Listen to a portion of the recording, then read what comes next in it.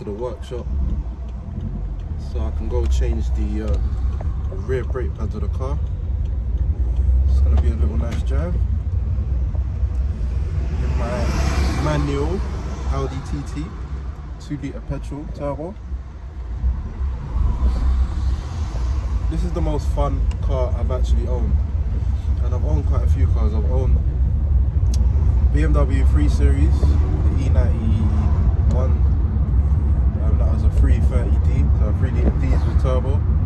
Then I've owned after that car it was a 435i, a 4 Series Coupe, the 3-litre turbo, the twin scroll turbo. That was bad. I had that a race chip in that, so that was pushing around 360 horsepower. That was very fun. Of course, it was a struggle for traction for the rear wheels. After that I got an Audi A7, 3-litre diesel, quattro, twin turbo. That was fast off the lights.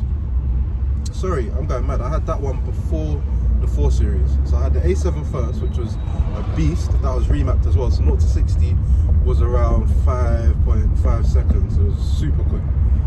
And although the 4 Series that I had after that, 0 to 60 was claimed at 4.7, initially off from the stoplights, the A7 would have left it because of the quattro, because of the all-wheel drive. It just grips and goes. Whereas the Beamer, it would have to get to that 30 miles an hour before it actually started overtaking it. Yeah, what can I say about this car? This car is so yeah, then after the Beamer I had a Range Rover Sport, not the new one, like a template. It was good, nice and luxurious, but I got bored of it very quick. This car now, this car is so small, so light, and so scatty. That's just the best way I can put it. It's scatty. I should call this car Scatty, Mr. Scatty, because or Mrs. Scatty should I say, because I'm Mr. Scatty, innit? Yeah, I got it, 6-speed manual. Like changing the gears, this gear shifter is just beautiful.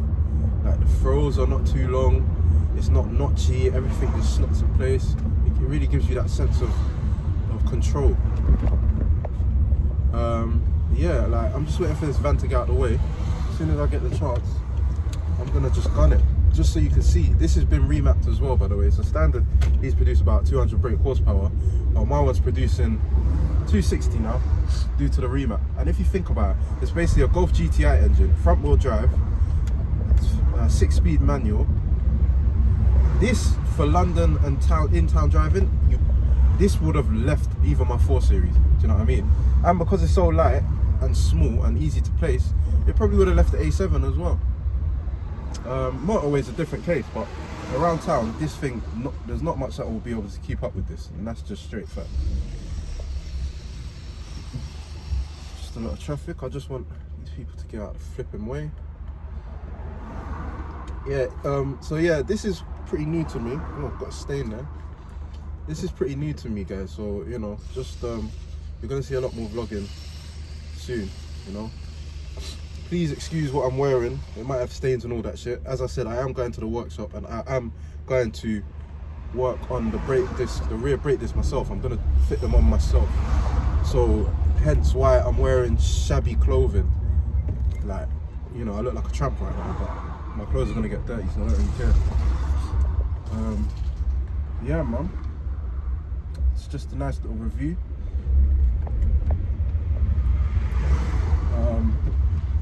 Other channels that I want to shout out, Carfella UK, go follow him, because he's probably the only other one that is still vlogging these Mark II Audi TTs, as he's got one himself. So he's someone that I watch regularly and I'm subscribed to. So if you are watching my videos, make sure you go check him out as well.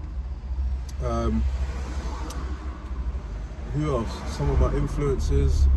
Definitely my main influence, there's no doubt about that, is LLF, Ricky from Living Life Fast. He's a big influence, man. I followed him when he was on like 30,000 subscribers. Now he's on like 300. So yeah, man, big up to Ricky, man. Big up to yourself. I'll be honest, I woke up this morning having no idea that I'm gonna film this vlog. I've got a little mount. I'm filming on my phone. It's one of them magnet mounts that stick on your windscreen. And I literally just pop my phone up there, and I'm like, do you know what? Let me just vlog this. There's no harm in it. And that's exactly what I'm doing. I've never vlogged like this before in a car, so this is all kind of new to me. And to be fair, it feels quite natural. Like, it feels quite natural. I don't know whether it's because I'm used to being in front of the camera, due to music or what, but I don't feel any sort of pressure. It's like I'm actually talking to a person. Like, it's like you lot. It's like I'm talking to you lot. You lot are right here, and I'm talking to you lot as a person. Oh, and then another white bloody FedEx driver. Van, go on. Might as well. Yeah, man. So as I was saying, it feels quite natural to me. Like, I don't feel that I'm looking crazy talking to myself, you know. That's probably one of the worries I had. That well, another one of the worries was that I wouldn't know what to say. Like, in a case where I'm not doing anything, like, what am I gonna say? Am I just gonna be silent and just carry on driving? But it seems that I actually have quite a lot to say. Like, flipping out. So yeah, I don't know. You guys, let me know what you think. Should I do this more often? And also, just let me know what you want to hear in it. What do you want me to? What do you want to hear from me? Anything to do with this car, the Audi? Anything to do with any other cars? Any sort of review you'd like me to do? Anything? Any questions that you have? Yeah, just leave it in the comments below, and I promise you, I will reply to every single comment. You know, this is a fairly new channel. It's not new, but I haven't used it for uploading, so I haven't really got that many videos on it. Do you know what I mean? So yeah, man, just let me know what you want. Let's give it a bit of a first gear pull now.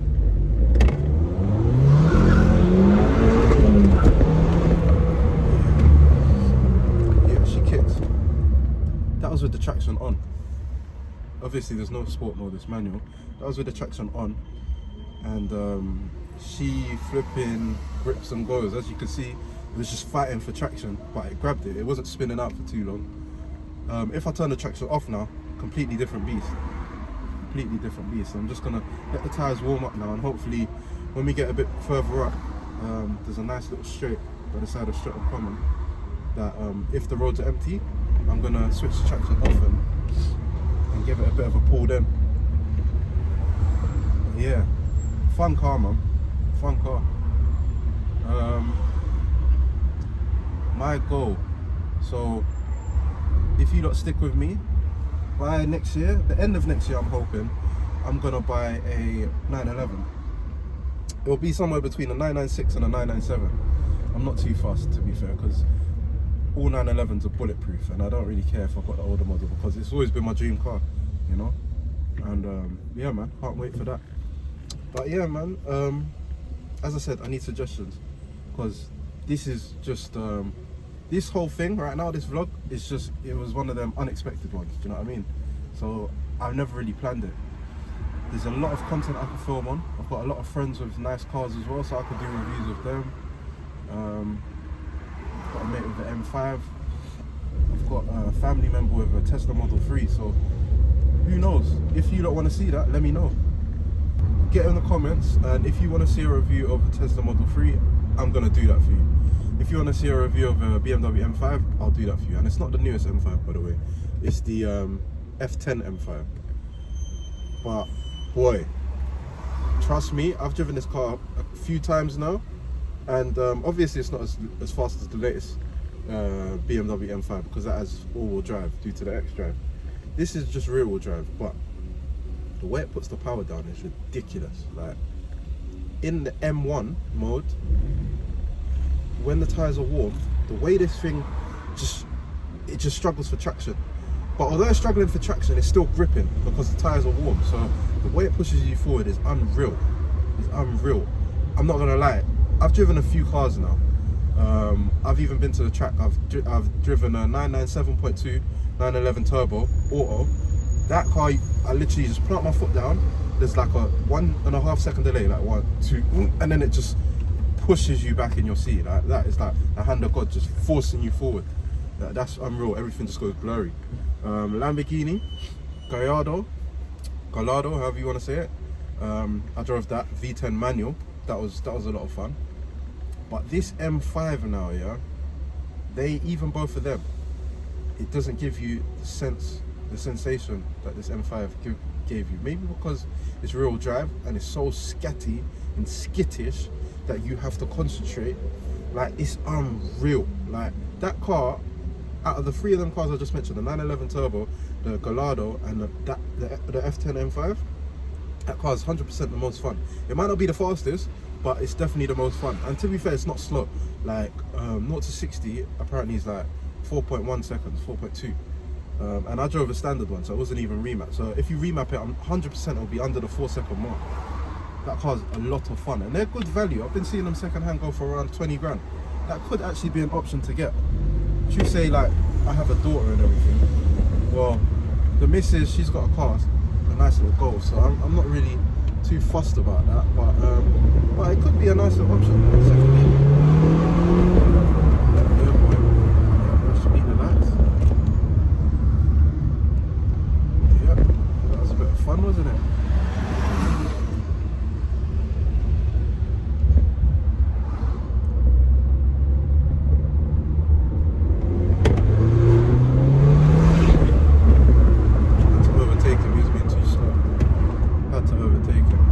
In this car, I can overtake a lot of cars. You wouldn't think that because it's only a 2 litre petrol, but it's remapped, so it's pushing 260 brake horsepower, and it's a manual, so I can control the gears when I want. Do you know what I mean? Like, I anticipate it a lot. I anticipate it before, a long time before I'm actually going to do it. Do you know what I mean? With an auto, you just have to kind of probably put it in sports, plant your foot down. To be fair, auto is probably quicker, as in the gear changes on the auto, especially on this, it would have been an S-Tronic or a DSG or whatever. It would have been quicker than me doing it myself, but there's just something about a manual that's satisfying. I can't explain it. Like, an auto version of this, remapped and everything, would be probably 2/10 of a second quicker to 60 or to 100 or whatever, but I wouldn't be having as much fun, and that's facts. And I know a lot of people say this, and if you're not a manual driver, then I don't know what to say.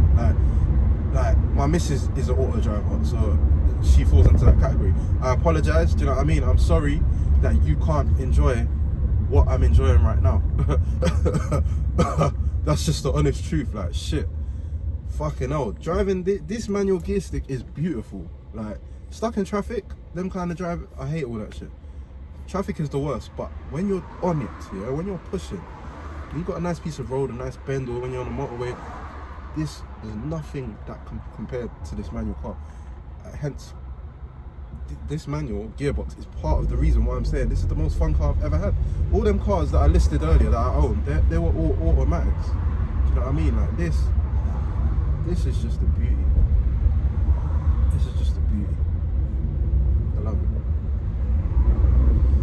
Yeah, I'm not in any rush to sell this car. I'm not in any rush to sell this one.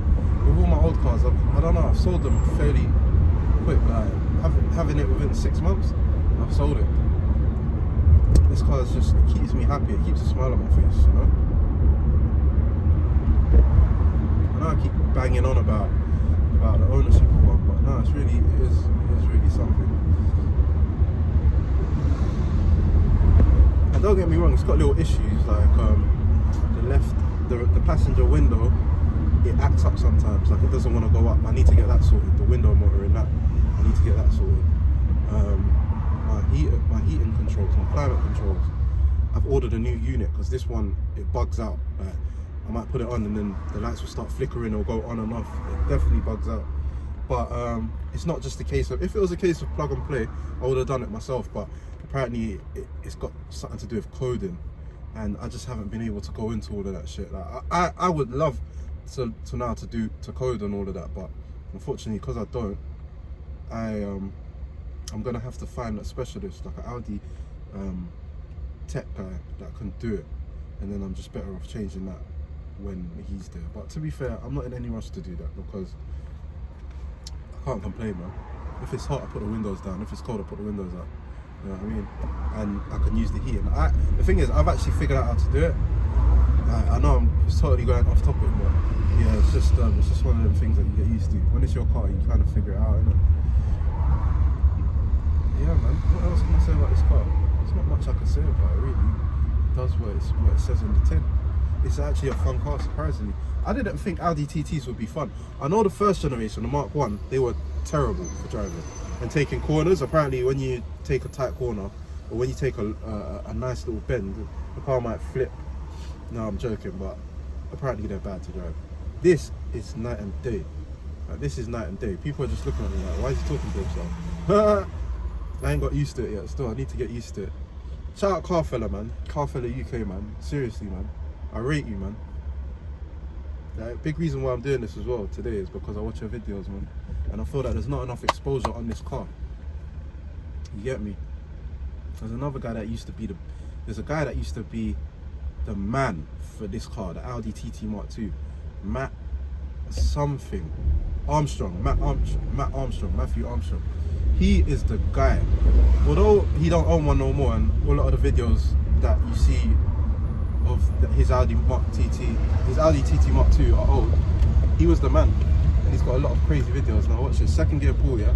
Wait, let me turn the traction off, because I told you how to do it. Yeah, alright, cool. Traction off. Let's give it second gear pull. More spin. 7,000 RPM. Oh, bloody in front of me. Yeah, 7,000 RPM. The red line is at 6, and this goes all the way to 7. I didn't push it. I pushed it to like 6.8 because otherwise it would have run out of puff. But before the remap, so if there's anybody as well that that is contemplating getting their car remapped, it's crazy. The remap makes such a difference.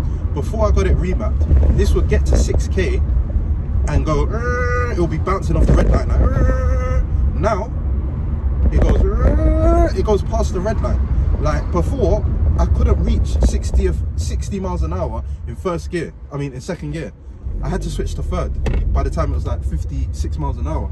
So that heavily impacted the 0 to 60 time. Now I can reach second gear just at the red line, just at like around 6,000 RPM of second gear. I can reach 60 miles an hour in second gear. So of course, as you understand, that will heavily affect the impact of your 0 to 60 time. And I promise you guys, I will do a 0 to 60 time. Furthermore, that's going to be in the next video. How about that? I'm going to do a 0 to 60 time of this car for the next video, just for you guys, just to see how the how it is affected, the remap has affected the car. Do you know what I mean? Let this bus go. Yeah, I mean, it's made a huge difference, to be fair. It's made a huge difference. And the guys that done my remap, their names are Pro Remap. I'll put the link of them in the description below, and you can follow them. £200, and they will come to you. If you're anywhere in London, I live in South London, these guys are from East London. I paid them £200, and they drove to me with their laptop and all their specialist gear and all of that sort of stuff. They got an Instagram page as well, and yeah, £200, they'll come to you anywhere in London, and then they'll even get in the car after while you drive, and just so you can feel the difference. And they offer a 1-year warranty, and their remap, all their mapping packages, they have maps for every sort of different car. All their maps get sent to them directly from Germany, from a reputable company, and they've got 1-year warranty straight from Germany. So I wouldn't worry as well too much about the reliability, you know. We're going to be at the workshop in a couple of minutes. We're in West Norwood now, on the High Street.